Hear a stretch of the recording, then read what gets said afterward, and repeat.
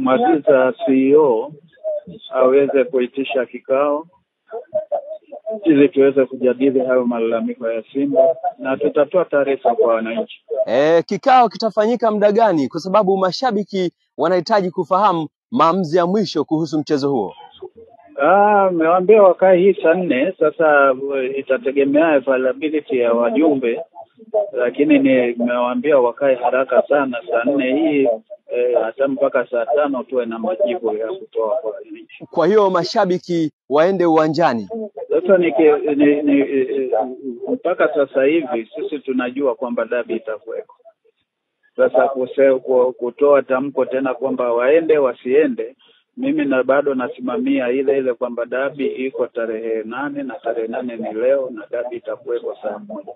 Sasa kama kutakuwa na maamuzi ya tofauti katika kikao, tutaelimishana. Nimekuambia tuna kikao. Sasa ukitaka nitoe hapo, na maana kwamba pia niwe nimekifuta hicho kikao, yawe maamuzi ni ya kwangu mimi. Hii kamati ndio ya kuendesha na watu wote wanashirikiana katika kutoa mawazo.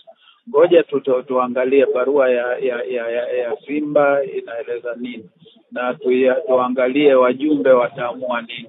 Hapo tutatoka na jibu la pamoja. Kwa hiyo kiufupi, mashabiki wasiende uwanjani, wasubiri kwanza taarifa yenu. Ukiwaambia hivyo utakuwa umenisaidia zaidi. Watulie, taarifa itatokea na watu wataambiwa. Lakini kwa vile tunalifanyia kazi, tutakuwa na mwafaka tu na baada ya muda si